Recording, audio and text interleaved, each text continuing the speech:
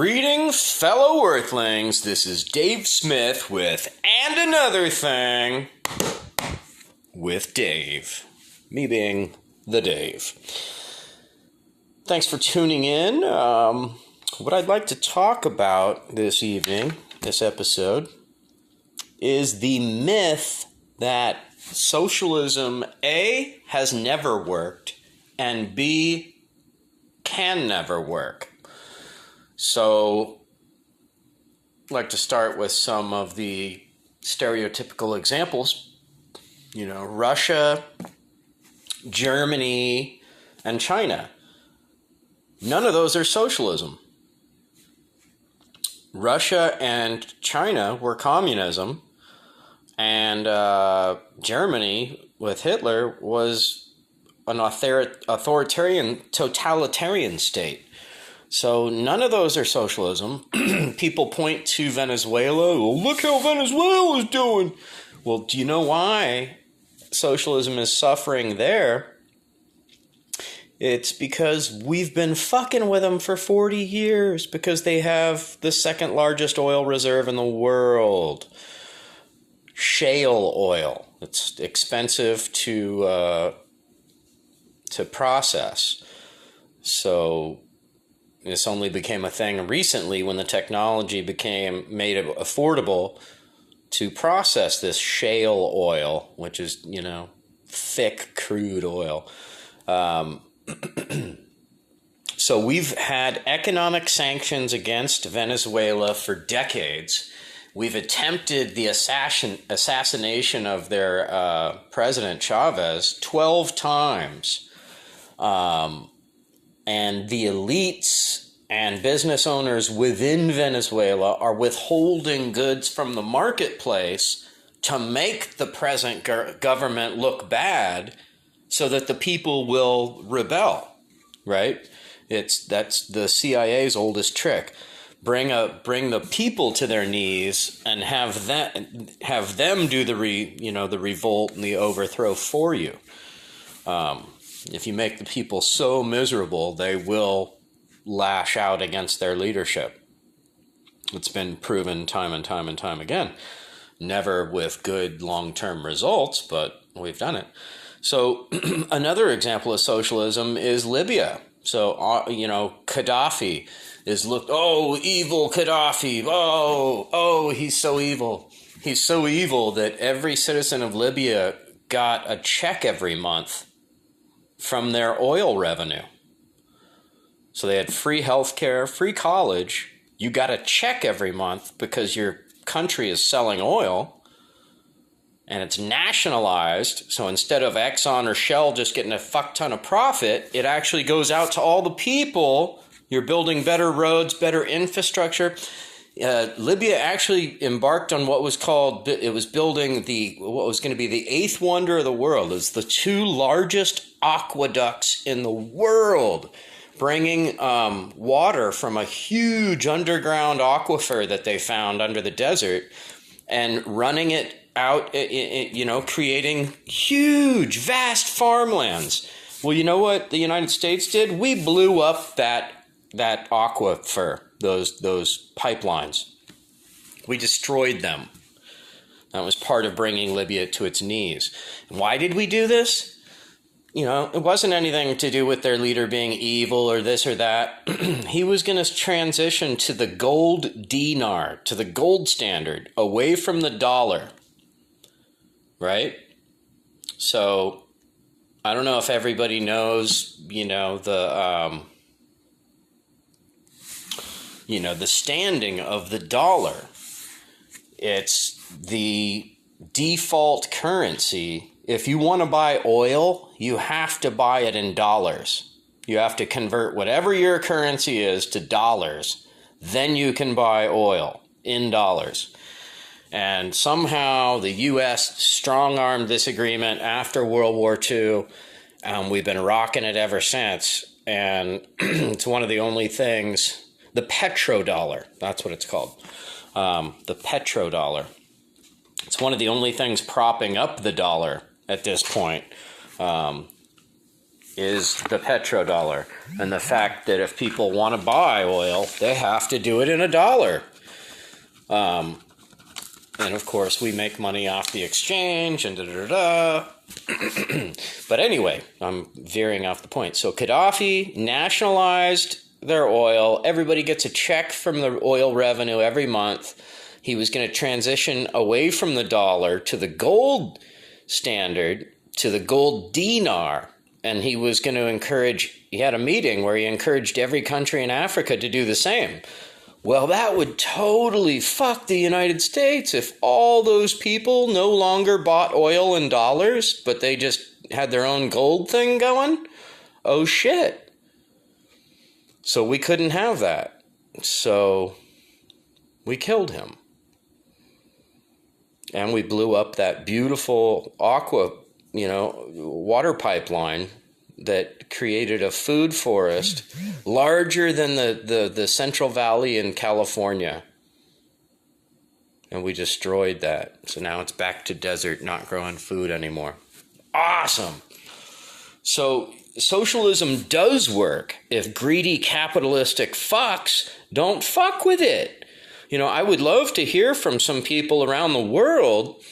I've seen our listenership recently, and it's looking like there's people from 16 countries chiming in or listening. So thank you for tuning in.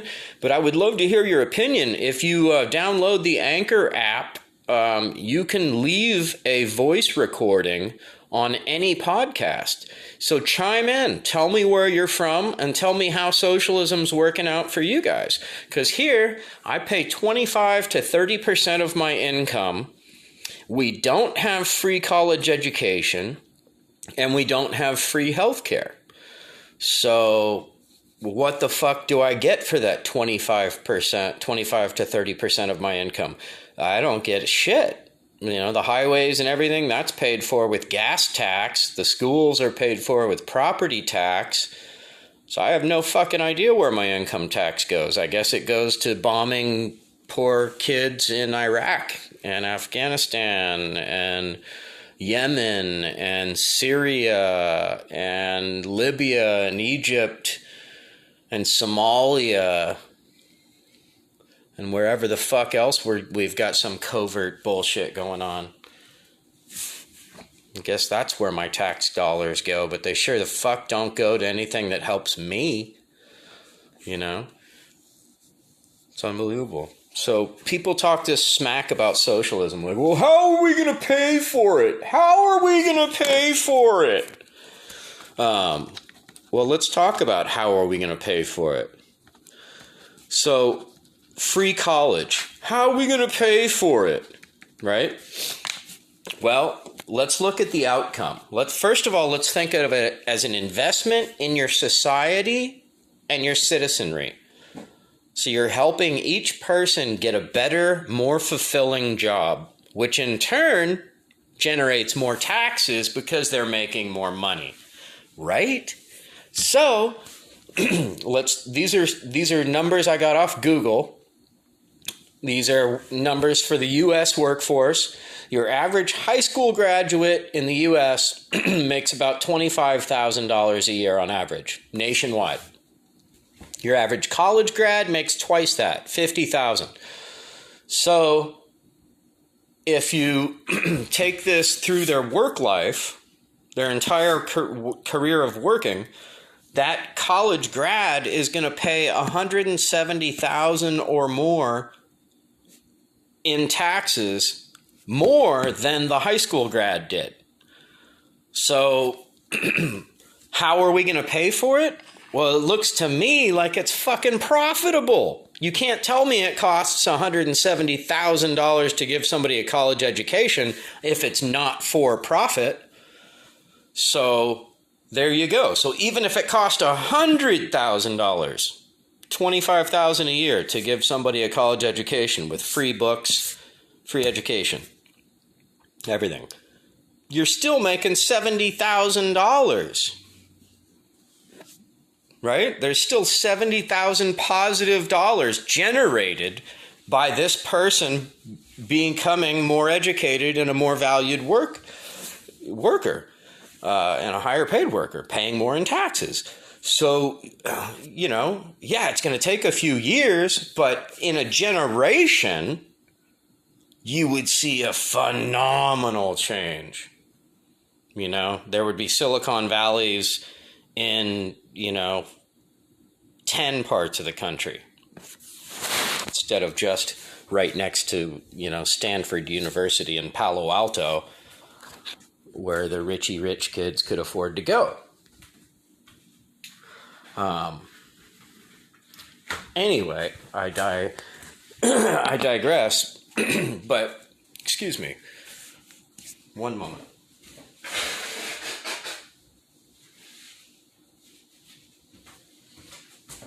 Pardon me, I'm back. So, but there's all these myths surrounding socialism, right? And one of the things is, we can't afford it. Well, the U.S., first of all, let's just look at these statistics. The U.S. is the only industrialized nation in the world that does not offer universal health care, meaning everybody gets health care whether you can afford it or not, just because of your tax dollars pay for it. Just about every industrialized country also offers free college, and for the reasons I mentioned, it's an investment in society and in the citizenry themselves. You have happier, more fulfilled people doing more skilled things, creating a more dynamic society. So these arguments that we can't pay for it, it's just bullshit, right? Then you look at the military budget. We spend in the U.S. more than the next 12 countries combined. That was before Trump's military budget increase, and he did an increase for perpetuity. Our military budget is going to increase $132 billion a year every year. Are you kidding me? We already spend more than the next 12 countries, $746 billion. Russia spends $50 billion. We spend $700 billion more than they do. Wow! But we can't afford health care, can't afford education, can't afford to invest in the Green New Deal, which would repair our crumbling infrastructure and phase us out of fossil fuels and into green technologies, creating millions and millions of skilled, high-paying jobs in the process. So it just kills me, right? Because socialism never works. You hear people just fart this out of their mouth because they've seen it on Fox or fucking CNN even, MSNBC. It's all the same crap. They're all the same crap. They're all, okay, all of our news organizations, newspapers, radio, TV, everything owned by 6 corporations. All of them making money off of war. So you don't hear any of them saying, we need to stop dropping bombs. We need to plant more flower. You don't hear a fucking single one of them. Nope. And you won't. So it's all the same shit. But what you don't hear is, about corporate bailouts. You don't hear about propping up failing businesses. I thought capitalism was supposed to be about survival of the fittest, or competition to keep the market strong and to keep prices down and innovation up. Well, we don't have competition in the fucking United States. We have 2 cable companies in the entire country, so you don't have a choice there.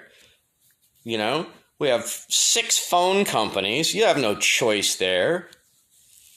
The media companies, you have no choice there. Facebook and Google are all over your information. There's no choice. There's no competition. So we're being lied to about the benefits of capitalism, and we're being lied to about the evils of socialism. And at the same time, the things they say about the evils of socialism that, the government's going to have to prop it up, blah, blah, blah, blah, blah. Well, what the fuck is bailing out a bank that's too big to fail? What is that? So capitalism's supposed to be like a casino. You bet you fucking lose it all at the craps table or whatever. You're done. Sorry, bye-bye. There's no bailout. You just fucked up. Bye-bye. That's what capitalism is supposed to be like. So these hardcore let the market decide people say that when they're doing well. But then they want the government to come. They put their fucking hands out and want to bail out when they fuck up. No, fuck you. And the whole bullshit of it would have created a vacuum and it would have been horrible to bullshit. It would have created, if we let all those companies fail instead of bailing them out, it would have created a vacuum, and then credit unions would have rose up and replaced those banks, right? So you just change who's in charge, but people are still going to need banks, right? So, what if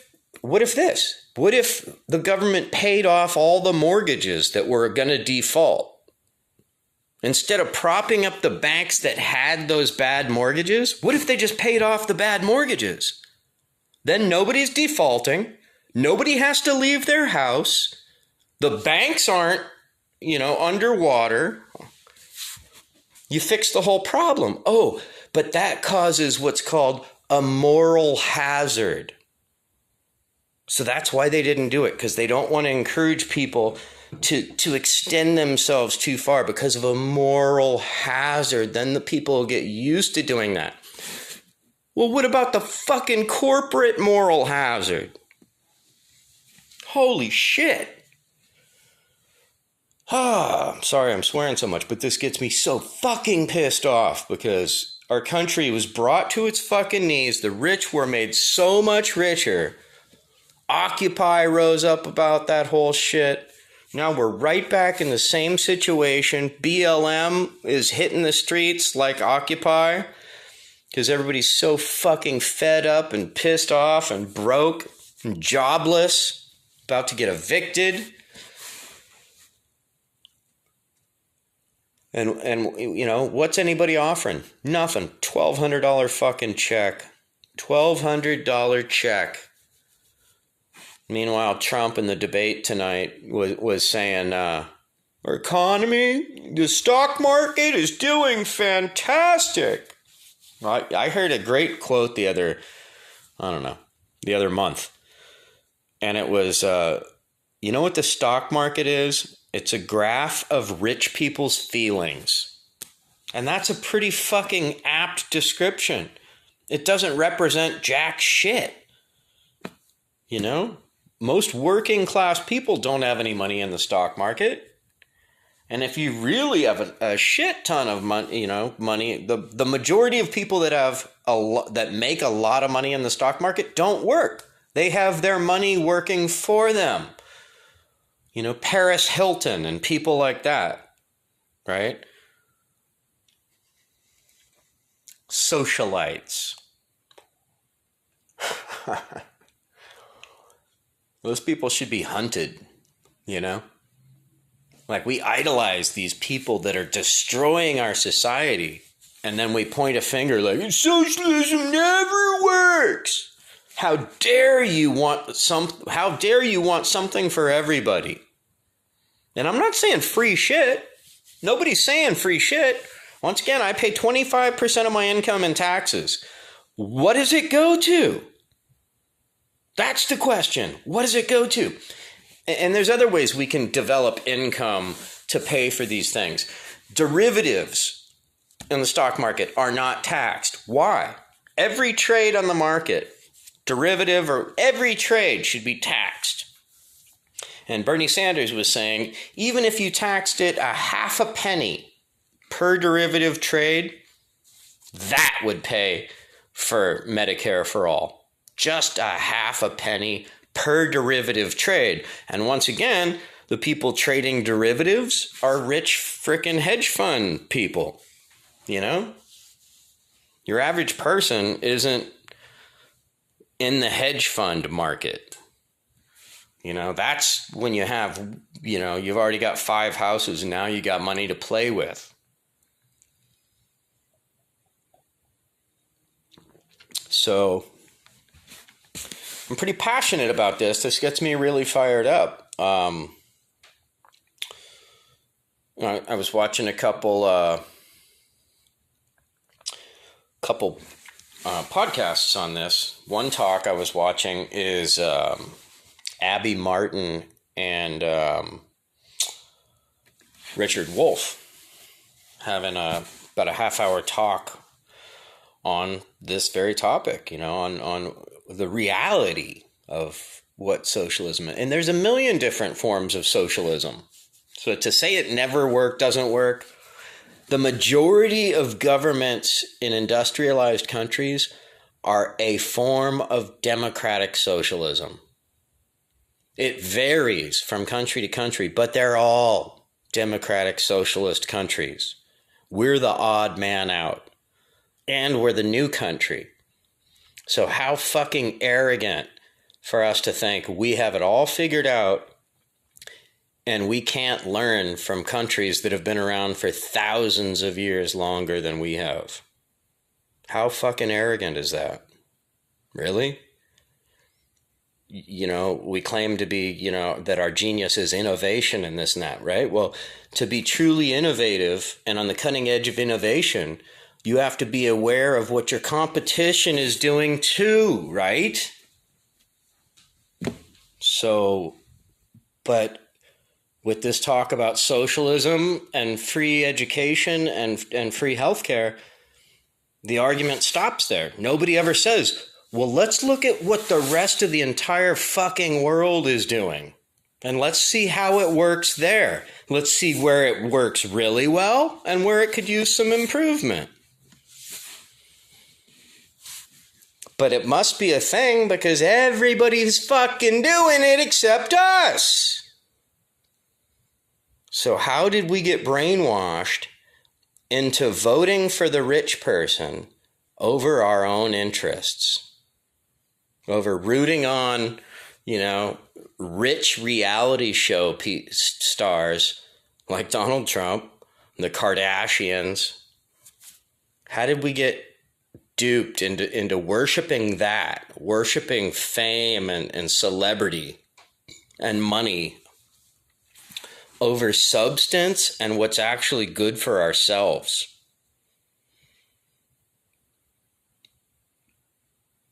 Unfucking believable. The United States is descending faster and faster into fascism. And you hear these people, this chick posted this thing today on Facebook. One of these stupid things about socialism, and it shows like an empty grocery store with empty shelves and all this crap. So I responded back with a video from Max Blumenthal from the Gray Zone, where he went to Caracas, Venezuela, and filmed the grocery store to show that it's absolutely fully packed. He was counting like 15 types of craft beer. There's 30 types of beer, 40 types of wine, Chilean wine, Australian wine, Californian wine, you name it. All the shelves were full. Some of the shit's expensive because of speculation and capitalists hijacking their market. But nobody talks about that. They just talk about, it's not working. But why is it not working? Because the economic sanctions and the economic warfare that the rich and the elite class is fucking playing. They're playing chess in Venezuela right now. Anyway, I'm ranting. So if you're picking up what I'm throwing down, if you're digging what I'm doing, please do subscribe. Please share the podcast with friends. Help me grow this thing that we call And Another Thing with Dave. We're up to 8 different platforms right now. Spotify, Apple, all over the place. Anyway, this has been Dave. Thanks for tuning in. Oh, and yeah, feel free to leave on the Anchor FM platform, anchor.fm, you can leave an audio recording of up to a minute long as a comment in this podcast, and I can include it in the podcast. So if you feel so inclined, do so. Stay vigilant and keep fighting. Thank you.